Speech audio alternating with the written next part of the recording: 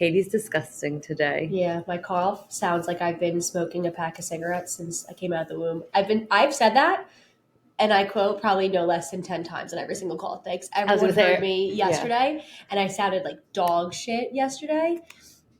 And then because I had to like present and I was doing like a trial run, so I could sometimes you can't hit mute fast enough before you cough. No. So the girls were like, "Oh my god!" And I'm like, "No, I sound horrific. Like part dog, part cigarette smoker for the rest of my life." Yeah.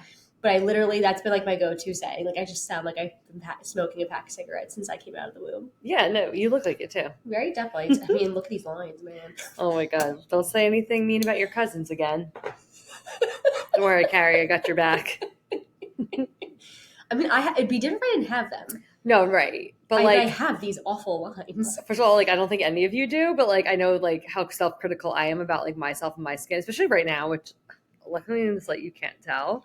But like my skin has just been like so atrocious lately, and I think it's just like I was saying to girls, like I think it's the anemia. It's just like sucking all the nutrients out of my skin. So my friend Lauren has like the best skin. Like she just has like really, really good skin. Yeah. She really does. Very like dewy, just clean, like small pores, no lines. Yeah, just like really great skin. Erica does too.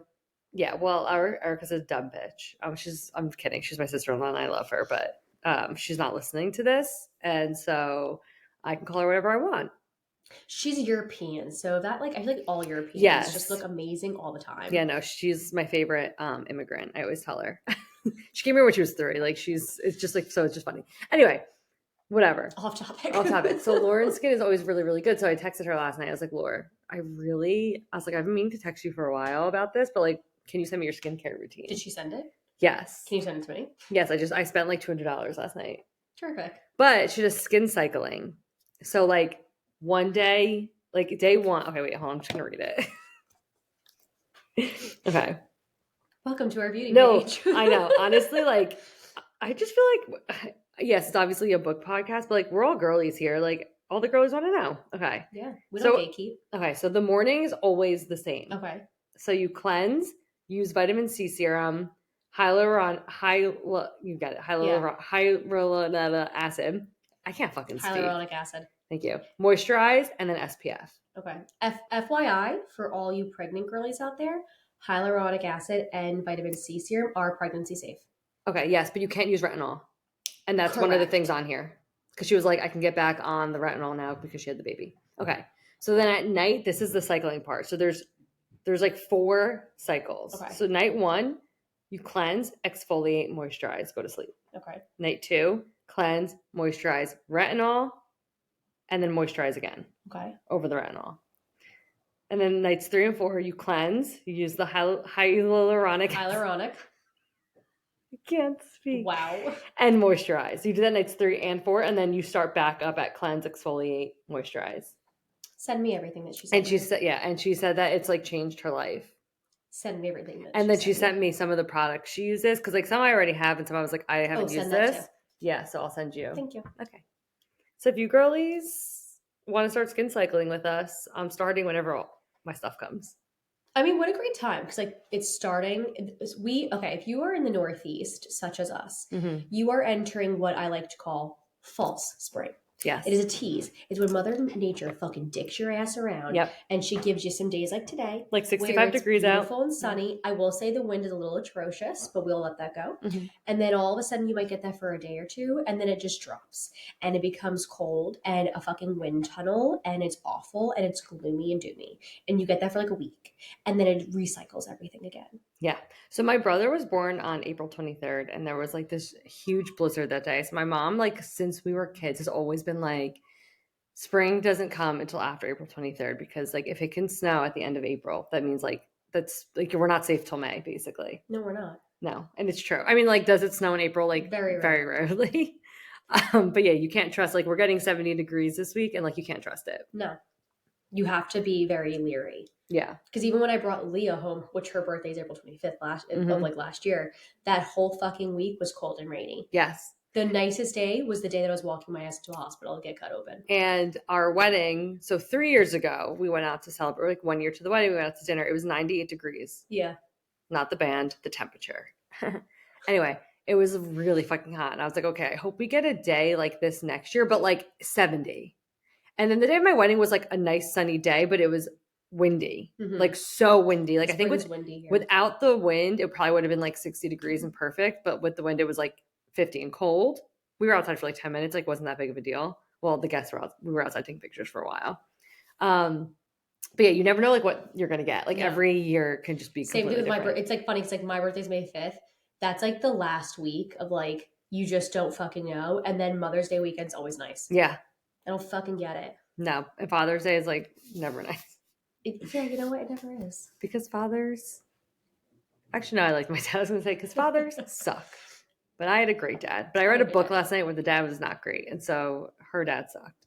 Anyway, book we're here to talk about, not the book I read last night, but we're here to talk about Fangirl Down by Tessa Bailey. So it's book 1 in her. It's like a new sports. Please hold. Guys, my anemia is so bad, so I'm just gonna apologize in advance. Book 1 and the Big Shots. I even had it pulled up because I was like, you're going to forget. Anyway, it follows Wells and Josephine. I'm just going to, I normally try to give a synopsis. I'm going to read the back of the book. Good idea. Because I have it right here. Okay, so Wells Whitaker was once golf's hottest rising star, but lately all he has to show for his promising career is a killer hangover, a collection of broken clubs, and one remaining supporter. That's Josephine, by the way, if you didn't know. No matter how bad he plays, the beautiful sunny redhead is always on the sidelines. He curses, she cheers, he scowls, she smiles. But when Wells quits in a blaze of glory and his fangirl finally goes home, he knows he made the greatest mistake of his life. Josephine Doyle believed in the gorgeous, grumpy golfer, even when he didn't believe in himself. Yet after he throws in the towel, she begins to wonder if her faith was misplaced. Then the determined Wells shows up at her door with a wild proposal. Be his new caddy, help him turn his game around, and split the prize money. And considering that Josephine's professional and personal life is in shambles, she really could use the cash. So they travel together, spending days on the green and nights in the neighboring hotels. And sparks obviously begin to fly. So before long, they're inseparable. Wells starts winning again. Josephine's surprised to find a sweet, thoughtful guy underneath all the gruff, growly exterior. And this hot man wants to brush her hair, which is so cute. Feed her snacks, again, so cute. Take bubble baths together. My bath time's for me, okay? And is this real life? But Wells is technically her boss and an athlete falling for his fangirl, which would be ridiculous, right? No, not ridiculous. I mean, this whole book is ridiculous, but like in the best way, in like the cutest way. It's Tessa Bailey. You're okay. I can't stand when people come after Tessa Bailey because I think maybe if you haven't read a Tessa Bailey book, you're reading the back of it. It's obviously romance. However, Tessa Bailey doesn't write like a contemporary story. She writes literal rom-coms, like funny. They're a hoot. They're kind of fucking out there, but like that's her. That's what she delivers on. So when you just want like a good book for a good time, like a chuckle of a read, if you will, short, sweet, to the point, then that's your girl. Literally, like, okay, so we've had this, I don't want to say this argument, this discussion before, not with each other, just like in general, like in the book community, when people recommend Emily Henry books as rom-coms. They're not. And I'm like, that's not a rom-com. That's a contemporary romance book. If you want a rom-com, you pick up a Tessa Bailey book. If you want a rom-com and you pick up Emily Henry, you're going to be very disappointed. Yes. If you go into the romance section and want to read something like that's more like serious and you pick up a Tessa Bailey, then you'll be disappointed. Exactly. But I don't know how people don't know at this point that Tessa Bailey is silly. Yes, that's a great way to sum her up. It's silly. It's silly. It's good fun. Good fun silliness. That's all it is. Like a Netflix rom-com that like randomly just drops on like a Friday that Vanessa Hudgens is starring in, and you're like, what is this? And you put it on and you're like, Oscar worthy? No, but good time? Yes. It's almost like it's so, I don't want to say so bad that it's good because I do enjoy some of her books. Yeah. I enjoy all of her books. Let me rephrase. I enjoy all of her books. I do have a select handful that are like top tier Tessa Bailey books to me. But yeah, like it's just a good time. Right. Like we did Secretly Yours and it was like fine. It was fine. Would I read it again? No. But there are books that I read that I absolutely hate. And I'm like, this book is so bad. I've never read a Tessa Bailey book and been like, I hate this book. There's never been a book for me. That was probably one of like the lowest rated books I've given. Yeah. And it was maybe like a 3.25 if you want to be like true to it. I just like love her for a silly, goofy time. Yes. And like this book is silly, goofy times. Yes. And like the thing that she just does, she just writes like endearing characters. Like you like they're cute. There's like nothing there's really like everything deep, is deep about cute them. and fluff and just we like don't get deep underneath the surface of the issues. Like, she gives some backstory about Wells, Josephine, I'm sorry. She has type 1 diabetes. Her parents, she's an only child. Her parents kind of almost like make the diagnosis more about her without really meaning to. Yep. Because obviously, if you're a type 1 diabetic, I'm sure you can say more than I.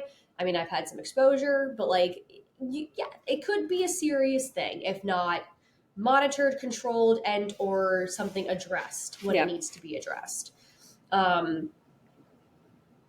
So just, she's like in this kind of like bubble that she's trying to break out of, and she wants her parents to take her seriously as she even takes over like the pro shop. And you come to find out after a flood that she opted to not renew the insurance, and she dropped her health insurance so she can help pay for things. But obviously, when you have type 1 diabetes, health insurance is kind of a big deal. Just a little, just a smidgeroo. And then obviously her favorite golfer, who's kind of like on a serious fucking shit streak. Like no one likes him anymore. He's kind of rough around the edges. Like, he's like a cool guy too. Like, he's just, at the same time too, like, you could almost sympathize because I couldn't imagine being on TV as a pro athlete and just fucking sucking it. Like, and he has like nobody on his side. Like, even when he's at his best, like the people who are like around him, something out of him. Right? They all want something from him. His parents pretty much like abandoned him when he's a kid, so he like is raised by his like uncle. And he's just never had anybody who's like ever been 100% in his corner and expecting nothing out of him. So like when he starts to play poorly, he doesn't really have any support. And the people who were in his corner are now like, oh, now that you're like not playing as well, like I'm going to go find another bandwagon person, I guess, to follow. And he gets really in his head about it. So I feel like his play gets worse and he starts kind of hating. I don't think he ever hates the game. I think he just he hates like the sport because he feels like abandoned by it. Yes. And the only person that's ever stuck around for him is Josephine. She does win like a lunch and play type of thing, and he just doesn't even show up for it. But then once he finds out there was a hurricane, like he somehow automatically gets a conscience, like, oh shit, this poor girl. Like, maybe I should check in on her. And that kind of like starts off the whole, I don't want to say it was like a pity hire, but like he feels bad and feels responsible. So he does take her on as his caddy. He's like intrigued by her. Yes. Like the whole time. Yeah. And he like doesn't know why I think that he's like trying to push her away in the beginning, like because she's the only one who's on his side still. And he's like, why are you still my fan? Like I'm blowing chunks right now. And she's like, literally just like so loyal as a fan. And like as a hockey fan, and like my team has like not been very good. They were really good when I was younger, and they've been going through a rough patch. Like, I'm not just going to change teams. Like, I like that about her. She's like, no, like, you're my favorite golfer. That's your team. And so you're my guy. I don't like people that, don't get me wrong, like for certain events that have come down to like playoffs, final rounds, Super Bowl related type things, like you want to cheer for a certain team, rep that merch, you do you. It's fun. It's the end of it.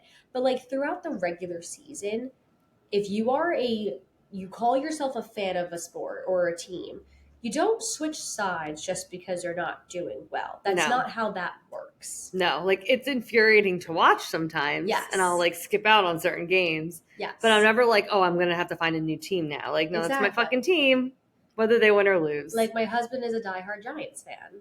The Giants have been shitting the bed for years. Yeah.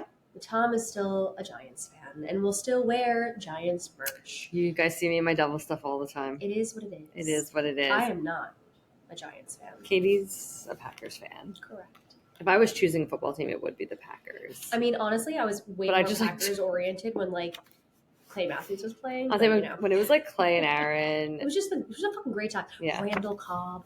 Oh, like, Jeremy Sunday on the field. You know, things were just good. Not so much anymore. I will say I have watched the Jets a bit more because correction. I watched the Jets for a hot second until Aaron Rodgers tore his Achilles. So she watched for one play. And then then the minute I watched that man go down, I was like, oh, that's an Achilles rupture. Yeah. No, speaking of Aaron Rodgers and the Jets, so my office building where I sit, I face the Jets practice field.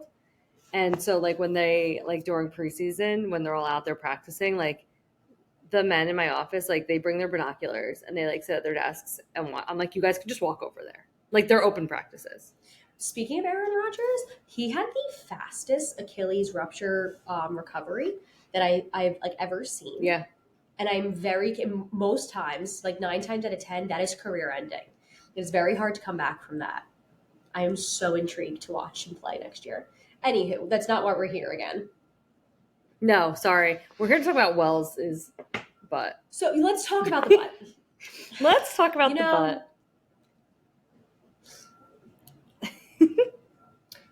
Let me preface by saying, to each their own. I am not here to judge you. I don't give a shit what you do behind closed doors. You do you. I'm going to do me. Yep.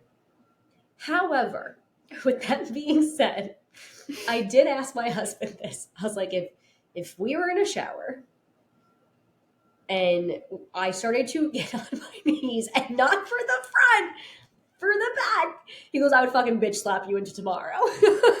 Listen. He says that with love. He would never hit me. No, never. But listen, okay.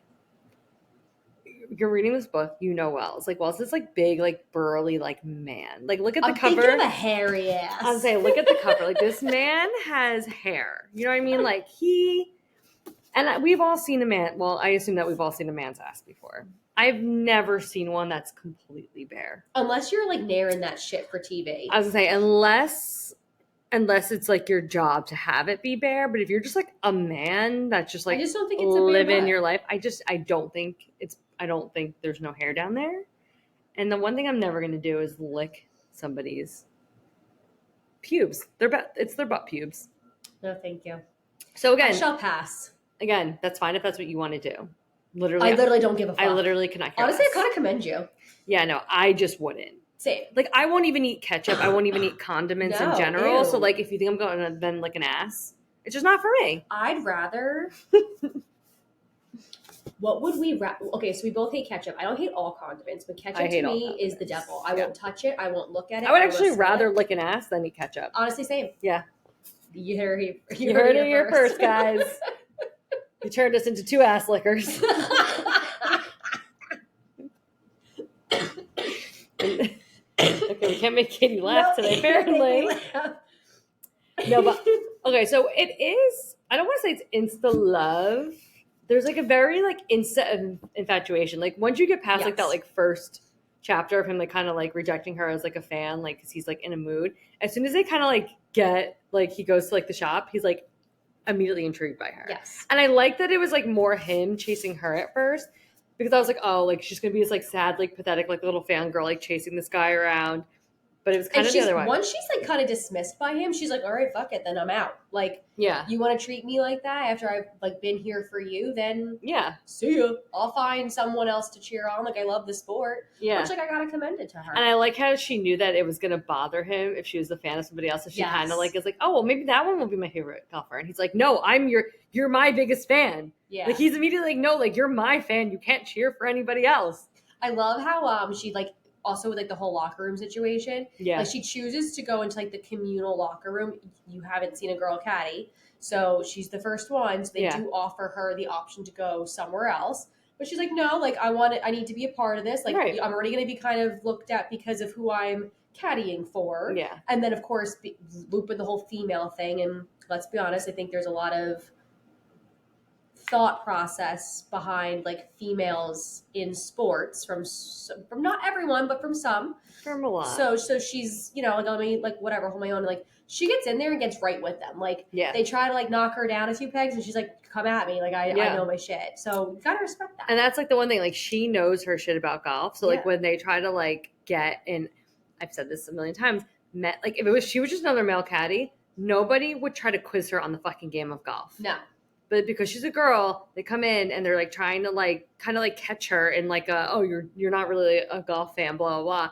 And she knows her shit. Yes. And she's also not afraid to go like toe to toe. Correct. Like she said, like there's a Wells like says something like, I guess, like about like how she doesn't have a boyfriend, and like she's like, yeah, a lot of people don't like the fact that like I'm like a shit talker or whatever.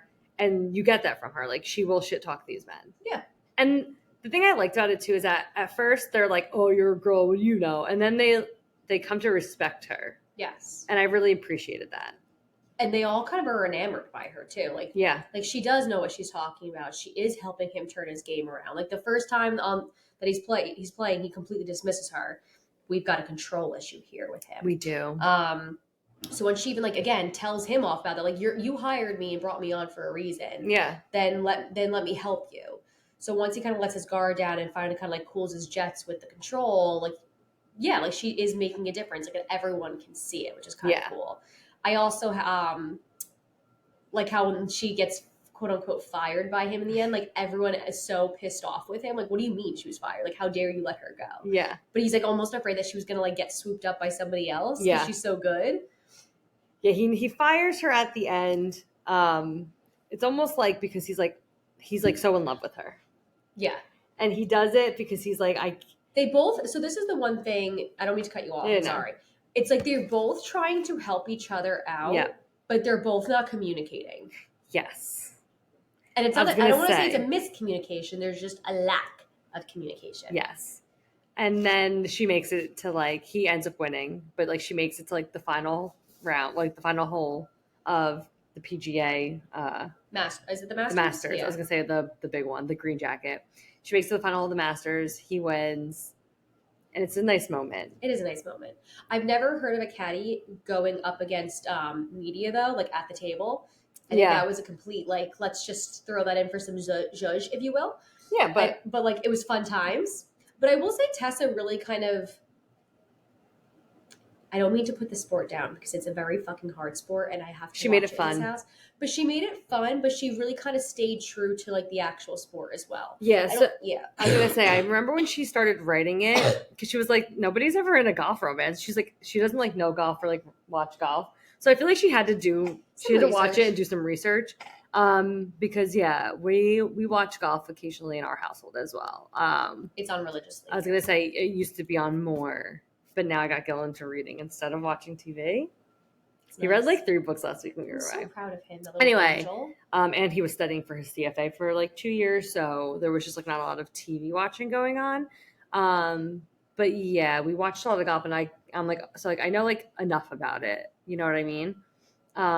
Speaking of golf, you guys, off topic, I was away last week and we went to this mini golf place, but it wasn't like children's mini golf. It was like adult mini golf. Apparently the courses are designed by Tiger Woods. It's called, Pop Stroke. I have heard of that. Yeah, so it's like adult mini golf. Anyway, I got a hole in one.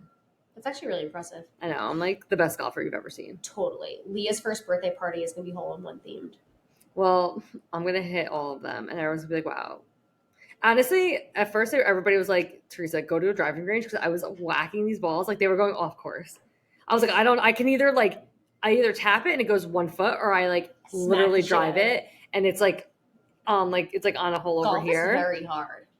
But I was making like the craziest shots. Like my brother's a video. I don't even know how I got this ball up where I got it, but I got it like on the top of like this like hill.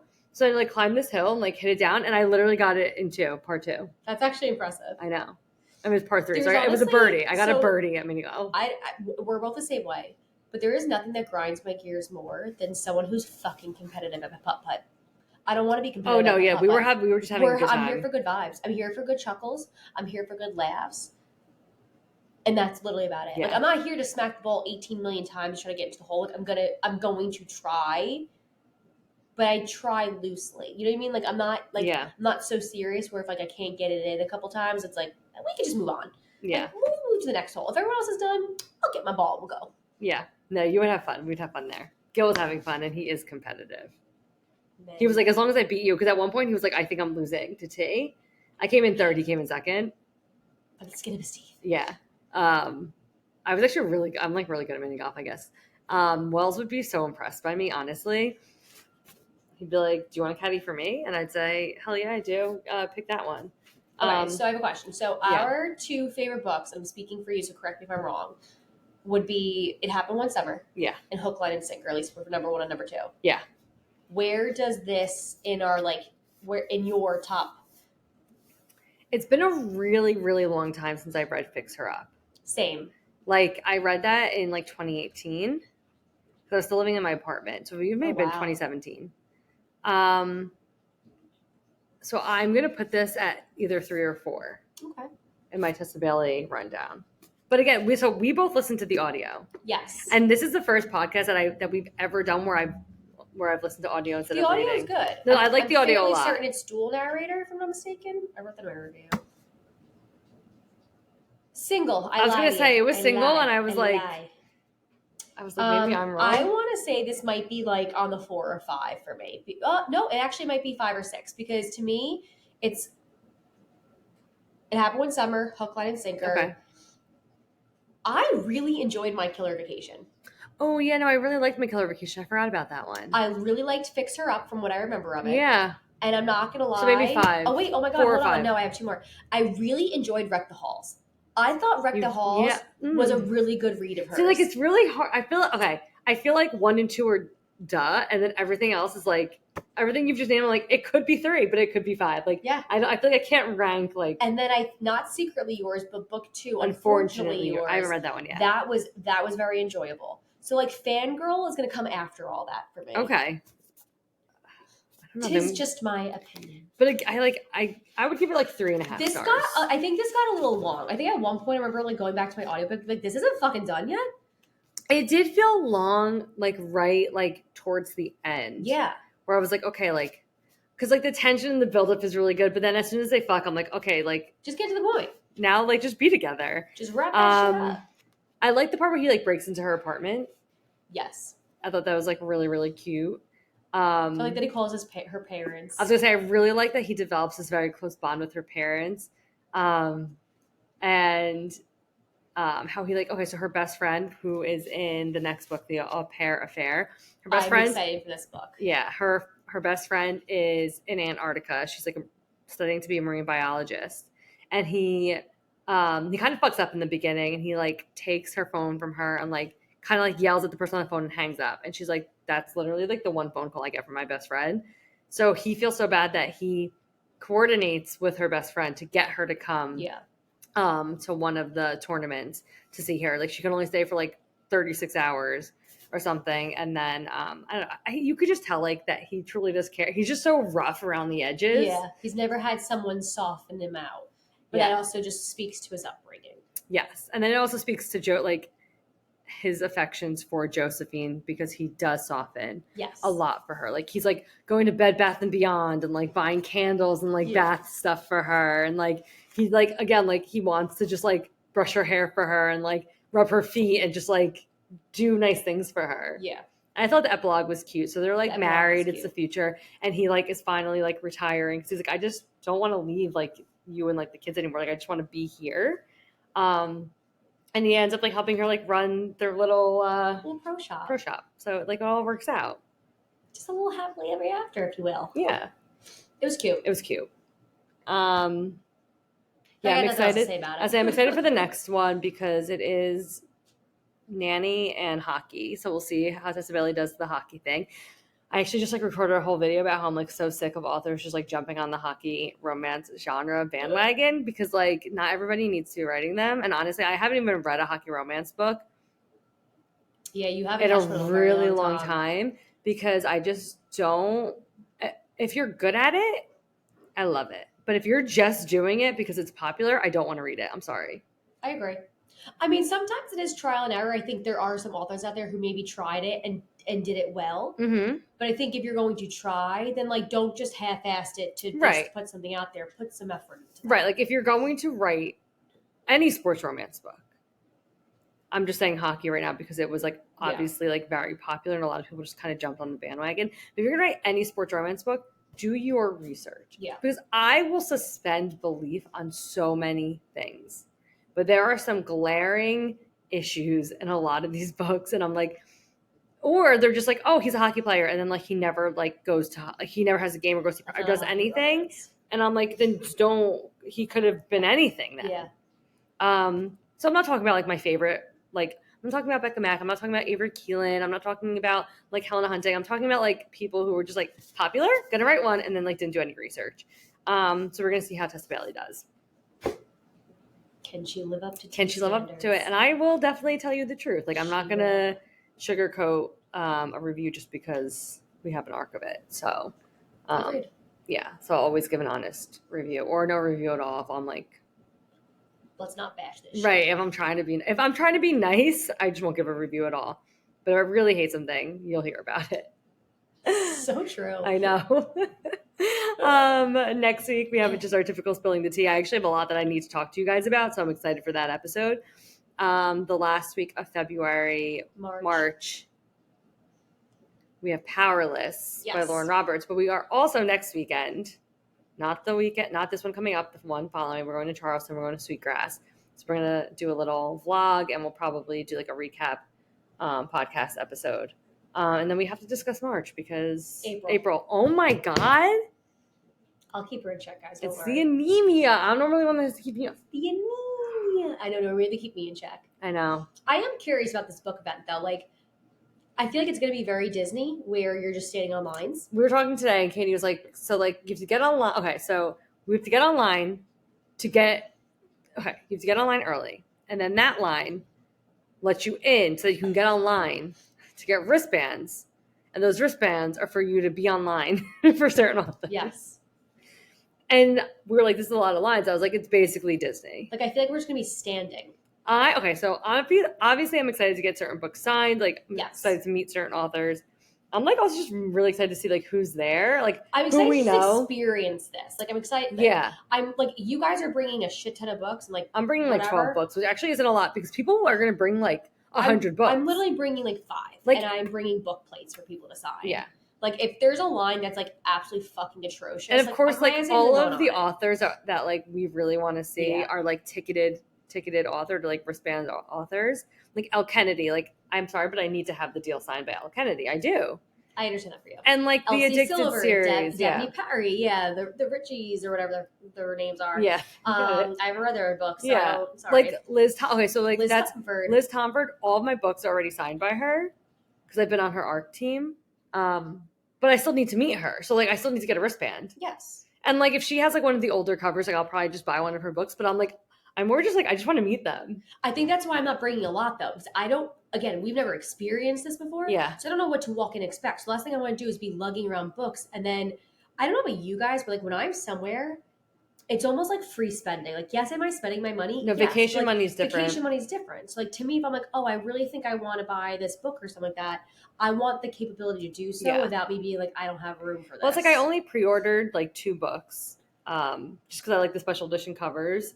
But I know like a lot of people are like pre-ordering like 25 books or more. And like, I have to bring an extra suitcase to fit all my books in. And I'm like, I'm bringing like 12 max.